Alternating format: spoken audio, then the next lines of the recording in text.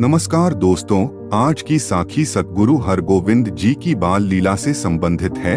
जब सतगुरु की देखरेख करने वाले ब्राह्मण ने लालच में आकर जहर से भरा हुआ दही का कटोरा सतगुरु को पिलाने की कोशिश की तो उसके बाद सतगुरु के पालतू कुत्ते ने क्या करामात की थी, आइए बड़े ही प्रेम और प्यार के साथ आज का यह प्रसंग श्रवण करते हैं। साध संगत जी एक दिन प्रतिया बड़े सुख और आराम में बैठकर अपनी पत्नी के साथ अपनी बड़ाई कर रहा था कि गुरु अर्जन देव जी मेरी पदवी सिर पर धारण कर गुरु कहलाते हैं, तो किस तरह मेरे सिख उनके आगे जाकर सिर झुकाएंगे। और वह कहने लगा कि जो अच्छी मत वाले सिख है वह तो मुझे ही मानते हैं, मेरी करामातें देखकर मेरे लिए भेंट लेकर आते हैं, मुझसे मुँह मांगी मुरादे पाते हैं और कहते हैं कि जब हम पर मुश्किल आई थी तब मैं वहाँ पर सहाय हुआ था। तो इस तरह सुनते हुए कर्मो गुस्से में आ गई और बोली कि आप क्यों अपनी बड़ाई कर रहे हो, जो आपकी छाती में एक कांटा चुभा है वह तो आपसे अभी तक निकला नहीं। अनेक यत्न कर चुके हो लेकिन सब बेकार गए हैं। इतने बड़े संकट को आप देखते नहीं, वह दिन ब दिन बड़ा होता जाता है। पहले आपने वचन किया था कि पुत्र पैदा नहीं होगा, लेकिन आपका वचन झूठा निकला, कोई भी पूरा नहीं हुआ। वह अब तक आनंद में है। आपने कहा था कि गुरुता हमारे पास आएगी, लेकिन वह भी नहीं हुआ। और आपने कहा था वह मर जाएगा, वह वचन भी आपका झूठा निकला। तो यत्न करके आपने दाई को भेजा था, वह भी व्यर्थ गया। उस दाई के प्राणों का ही नाश हो गया और बालक आनंद में रहा। और फिर वह सांप के डर से भी जीवित रहा। फिर प्रारब्ध के वेग से वह सांप भी मारा गया और फिर उसके बाद उस पर शीतला निकली थी। तब आपने कहा था कि उसके प्राणों का नाश हो जाएगा, लेकिन उसके सभी अंग सुंदर रहे हैं, कुछ भी बिगाड़ नहीं हुआ है, सब कुछ ठीक रहा है। यह सब आपके वचन थे, कोई भी सच्चा नहीं हुआ, सभी झूठे निकले हैं। और वह कहने लगी कि जिसको आप मारना चाहते हो वह रोग रहित जी रहा है, जिसकी चिंता मेरे मन में बसती है और जिसके कारण मेरी छाती छनी की तरह दिखती है, जो अपने दुश्मन को मरा हुआ देखना चाहती है। आप अपनी झूठी बड़ाई अपने मुख से क्यों सुना रहे हो, जिस करके सारी कुल दुखी हो जाएगी। वह बात आपके चित्त में नहीं आती है। तो यह सुनकर प्रीति ने बहुत धीरज देकर समझाया कि उनके पुत्र के प्राण बहुत उपाय करने से बचे हैं। माता गंगा जी ने श्री गुरु नानक देव जी के वचनों की बहुत बड़ाई की है और बेअंत दान देकर मेरे वचनों को असफल कर दिया है। और वह कहने लगा कि फिर भी मेरे वचन सुनो, तुम जो उसके प्राण चाहती हो वह कार्य भी मैं करूँगा और उसके प्राण नहीं बचेंगे। पहले हमारे सारे यत्न व्यर्थ गए हैं, लेकिन अब की बार ऐसा नहीं होगा। अब उसके प्राण चले जाएंगे और वह यमदूतों के घर चला जाएगा और तुम्हें बहुत खुशी होगी। इस वंश का कांटा मैं अपने हाथों से उखाड़ दूंगा और सभी देश और विदेशों से अपनी पूजा करवा लूंगा। यह गुरुता बेदी, त्रेहन और भल्लों में नहीं, यह हम तीनों में रहेगी। श्री महादेव जी को इसकी चाहत नहीं है और गुरु अर्जन देव जी पुत्र के बिना होकर बहुत दुखी होंगे और उम्र बीतने के कारण तन नष्ट हो जाता है। फिर हम स्थायी हो जाएंगे और गुरु होंगे और कोई दूसरा हमारे अलावा नहीं होगा। और वह कहने लगा कि चिंता को छोड़ो, खुश रहो और मेरे वचनों को सच्चा जानो। मैं जहर देकर सबके सामने उसको मार दूंगा।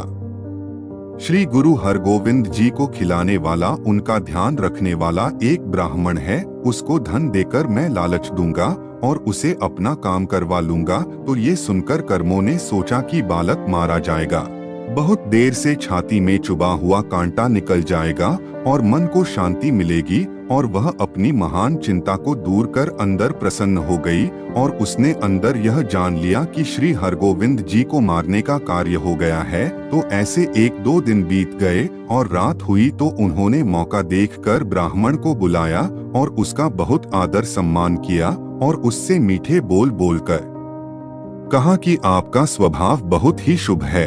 हम रोज देखते हैं कि तू बहुत सेवा करता है, रात दिन सेवा के लिए इधर उधर भागता रहता है और यह हमें बहुत अच्छा लगा है, इसलिए तुम्हें अपने पास रखने का हमारा मन है। तुम्हारा अच्छा गुजारा होएगा और अच्छा जीवन बीतेगा।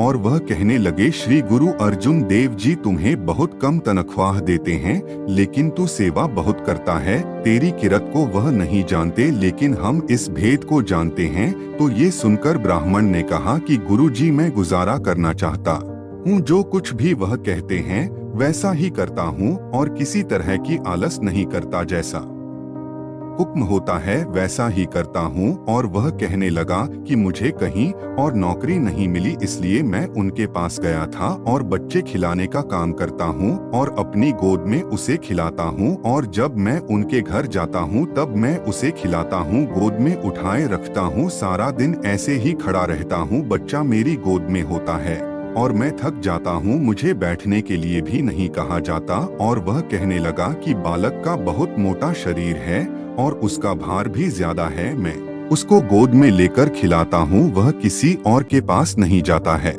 वह मेरे पास ही रहता है और मेरे पास रहकर ही उसको आनंद मिलता है। मैं उसको गोद में उठाए रखता हूँ और उसके साथ खेलता रहता हूँ, उसकी सेवा में लगा रहता हूँ और मैं किसी और जगह नहीं जाता। तो ये सुनकर प्रीति ने कहा कि मेरे पास तुम्हारे लिए एक काम है और वह तुम ही कर सकते हो। अगर तुमने वह काम कर दिया तो जीवन भर सुख भोगोगे और आनंद में रहोगे, और वह काम केवल तुम ही कर सकते हो और कोई दूसरा वह काम नहीं कर सकता। तो यह सुनकर ब्राह्मण ने कहा कि ऐसा कौन सा काम है जिसे केवल मैं ही कर सकता हूँ, और आपने इस काम के लिए केवल मुझे ही चुना है, कृपया मुझे बताएं कि ऐसा कौन सा काम है जो मैं ही कर सकता हूँ, मैं उस काम को अवश्य करूँगा।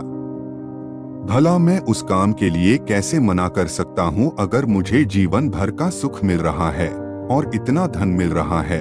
और वह कहने लगा कि यहाँ पर सभी अपना सुख चाहते हैं, फिर चाहे वह गरीब हो या फिर राजा हो। तो ये सुनकर प्रीति ने उस ब्राह्मण से कहा कि उस काम को बताने के लिए पहले तुम हाथ में जनेऊ लेकर मुझसे वचन करो, ताकि मेरे और तुम्हारे कान सुने और कोई पांचवा इसको ना सुन सके, और हमारे बीच जो बात होगी तुम उसको पूरा करने की पूरी कोशिश करोगे, और इस बात की किसी को खबर नहीं होनी चाहिए। ऐसे वचन मुझसे करो, क्योंकि कसम खाने से शंका दूर हो जाती है। ऐसे दोनों धीरों को धीरज आ जाता है और कार्य भी सिद्ध हो जाता है। और वह कहने लगा कि जनेऊ को हाथ में पकड़ो और कुछ मत कहो, तन मन और बल से मुझसे वचन कहो। तो यह सुनकर ब्राह्मण ने हाथ में जनेऊ पकड़कर कहा कि हमारे बीच जो गुप्त बात होगी वह मैं किसी और को नहीं कहूँगा, और आप जो काम मुझे देने जा रहे हैं अगर वह मैं कर सका तो मैं जरूर करूँगा, और यह बात किसी को मालूम नहीं होगी, मुझे इसकी कसम है, इसको और कोई नहीं सुनेगा। तो ये सुनकर प्रीति को धीरज आया और उसने उस ब्राह्मण से कहा कि श्री गुरु हरगोविंद जी को जहर दो और मंचित धन प्राप्त करो, यही मेरा कार्य है, क्योंकि यह मेरे मार्ग में बड़ा कांटा है जो मुझे बहुत पीड़ा देता है।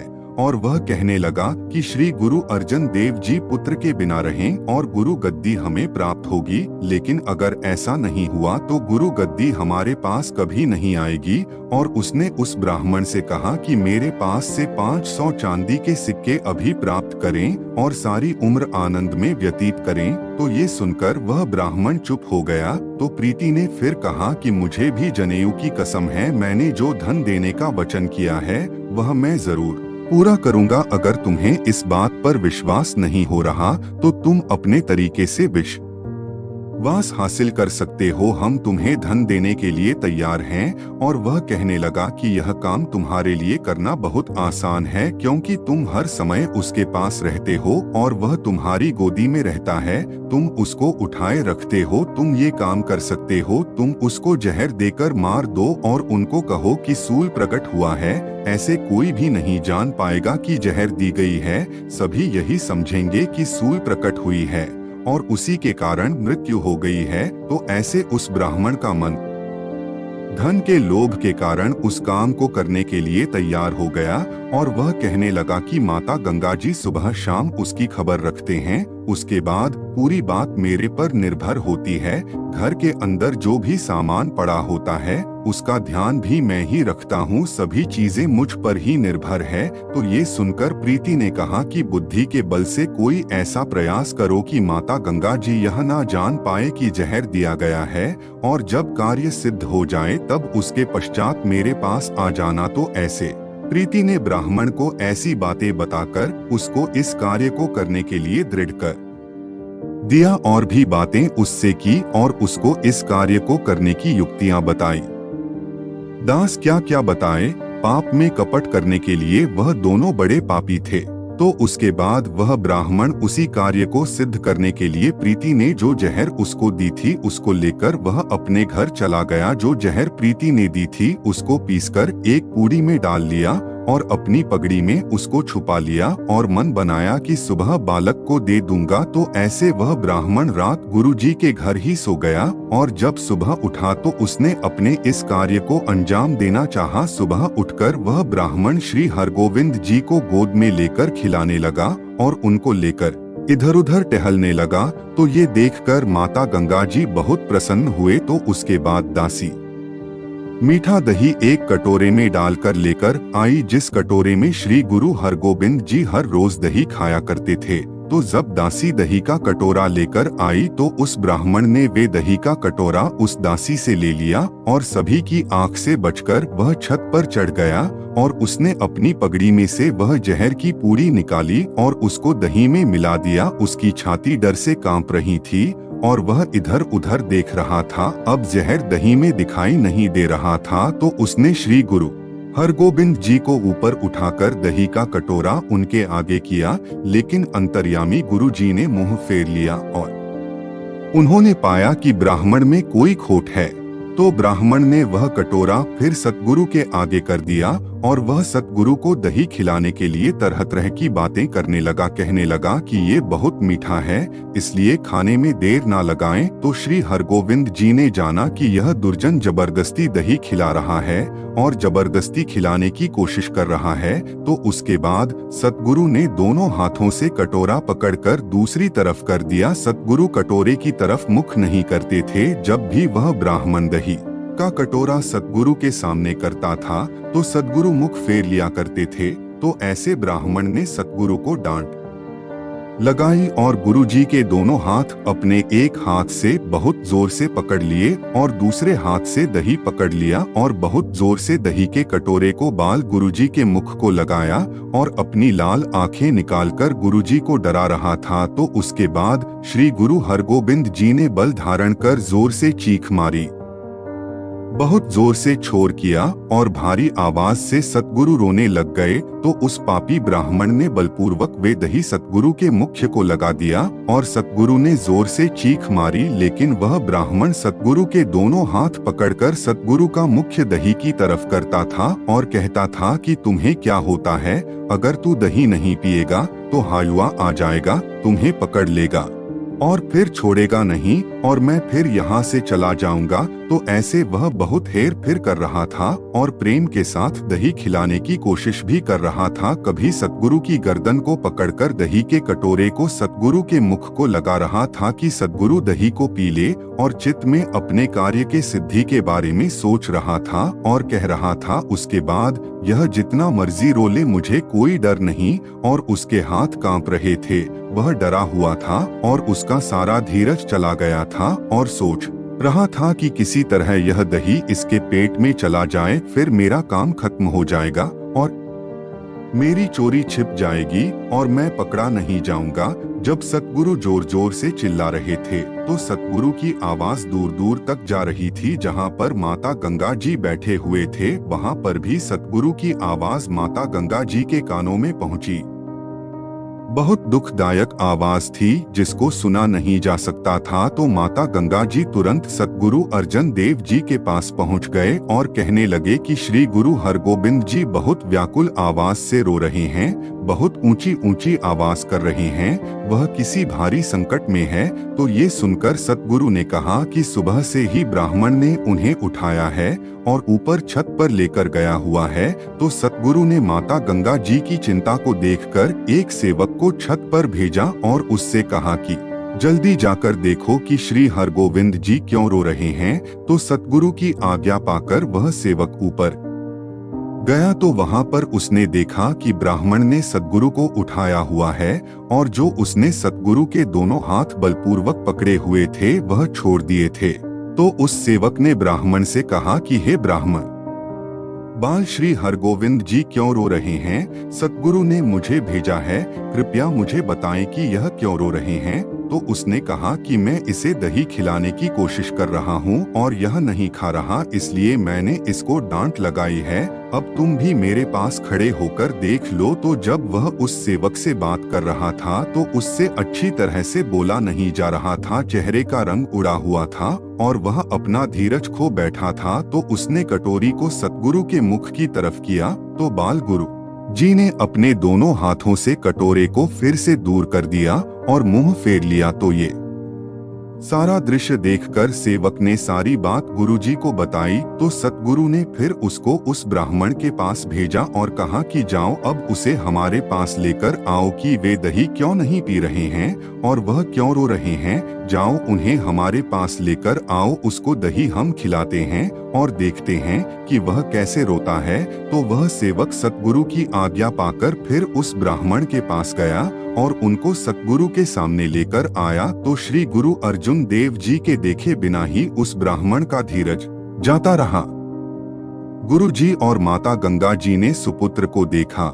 सतगुरु के दोनों विशाल नेत्र झलक रहे थे और उनमें जल भरा हुआ था और सतगुरु के मुख पर कुछ दही लगा हुआ था और सतगुरु बहुत जोर जोर से रो रहे थे, जैसे कि कोई बहुत बड़ा कष्ट उन्हें हुआ हो। तो सतगुरु पिताजी की बड़ाई देख रहे थे और मन को समझा रहे थे कि यह दुष्ट ब्राह्मण जहर दे रहा था। तो माता गंगा जी के मन में कारण पकड़ में आया और उनके अंदर ये सोच चली कि कोई भारी कारण है, क्योंकि इस तरह तो पहले कभी नहीं रोए। तो अंतर्यामी सतगुरु अर्जुन देव जी ने उस ब्राह्मण से पूछा कि बालक दही क्यों नहीं पी रहा है, यह क्यों रो रहा है। तो ब्राह्मण ने कहा कि मैं हर रोज इसे दही खिलाता हूँ, लेकिन पता नहीं आज यह दही क्यों नहीं पी रहा है। जब मैं दही का कटोरा इनके मुंह को लगाने लगता हूँ तो अपने दोनों हाथों से इसको दूर कर देते हैं और मुंह फेर लेते हैं। मैंने इनको जबरदस्ती खिलाने की कोशिश भी की है, लेकिन इन्होंने दही नहीं खाया और फिर मैंने डांट लगाई है, इसलिए यह रो रहे हैं। तो यह सुनकर सतगुरु अर्जुन देव जी ने कहा कि बालक की आज्ञा के अनुसार इन्हें दही खिलाएं और सहजता पूर्वक खिलाएं। तो यह सुनकर ब्राह्मण अंदर ही अंदर बहुत खुश हो गया और यह सोचने लग गया कि अब मुझे एक और मौका मिला है, मैं बालक को दही खिला दूंगा और इनके सामने ही इसकी मृत्यु हो जाएगी और इन्हें लगेगा कि मृत्यु सूल के कारण हुई है, क्योंकि सब कुछ इनके सामने ही हुआ है। वे धीरज धारण कर वह दही के कटोरे को सतगुरु के मुख के सामने ले गया और सोचने लगा कि अब अगर इनकी मृत्यु भी हो जाएगी तो भी मुझे कोई डर नहीं रहेगा।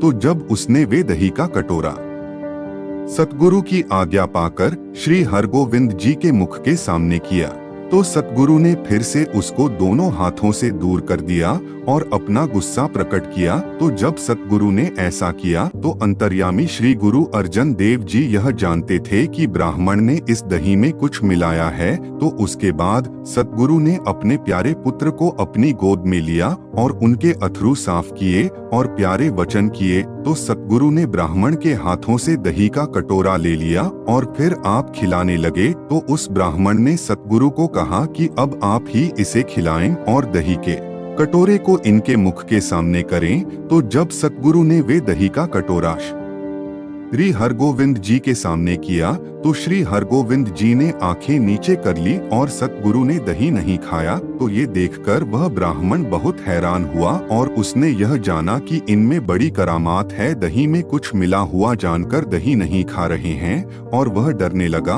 और सोचने लगा कि अब कोई ऐसी बात ना हो जाए कि हमारा कपट बाहर आ जाए और इसकी खबर सभी को हो जाए। और वह डर के कारण अपने मन में बहुत सारे विचार कर रहा था। तो वहाँ पर एक बोनी जाति का एक कुत्ता था जिसको पिस्ता कहते हैं। जिस पलंग पर गुरुजी लेटे थे वह सदा ही उस पलंग के नीचे लेटा रहता था। जब सतगुरु बाहर जाते थे तो गुरुजी के चरण कमलों के साथ ही रहता था।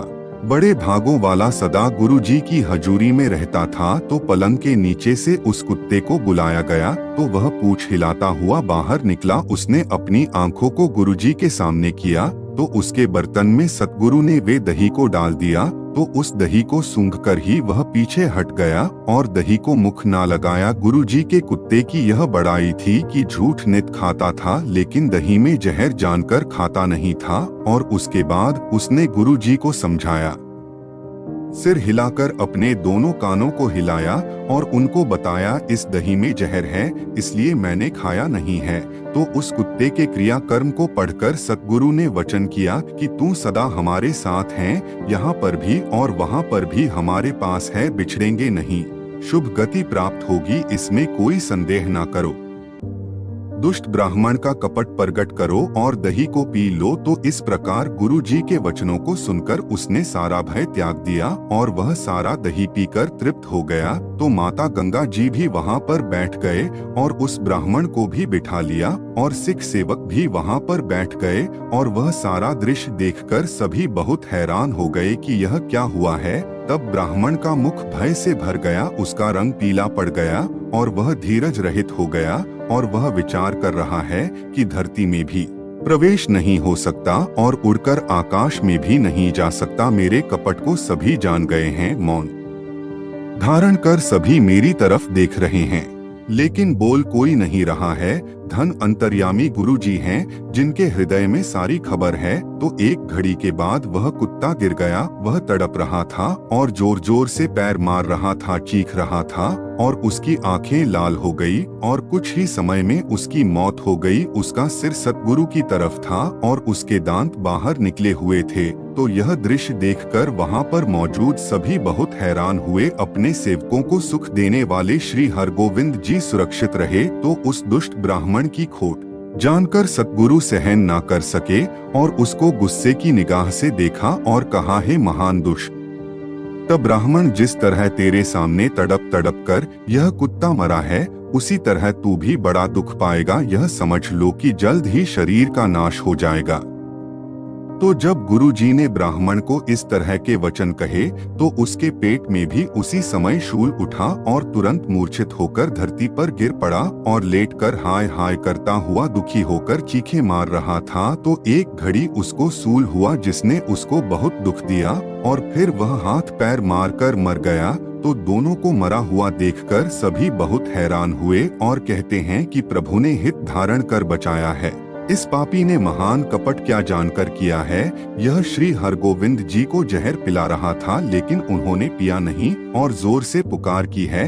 वह प्रभु के अंश हैं जिन्होंने इस दुनिया में आकर शरीर धारण किया है और कहने लगे कि आपके पुत्र में बड़ी करामात है। आपने अवतार होकर अपने जैसा पुत्र पैदा किया है। अगर कोई और होता तो उसने मार देना था और बच नहीं पाना था। श्री हरगोविंद जी ने आप बड़ा यत्न किया है और महापापी को मार दिया है। पापी अब पाप की अग्नि में सड़ रहा है और बड़े भागों समेत उसका नया जन्म हुआ है। कपट जाहिर हो गया है, मूर्ख अब कैसे बच सकता है। भाव कपट छिप नहीं सका। महान दुष्ट बुद्धि वाले ने पाप की पहचान नहीं की। ब्राह्मण के घर जन्म लेकर चांडाल जैसा कार्य किया है। जैसे ही उसने दुष्ट जैसा कार्य किया है बिना किसी देर के उसका फल पा लिया है। महान मूर्खता इसने की है। पता नहीं इसको किसने करने के लिए कहा था। तो उसकी मरे हुए की कुरूप शक्ल देखकर सतगुरु ने वहाँ पर एक शब्द का उच्चारण किया, भेरो मोहल्ला पांचवा, लेप ना लागो तिल का मूल। दुष्ट ब्राह्मण मुया होए के सूल, हर जन राखे पर ब्रह्म आप पापी मुआ गुर प्रताप।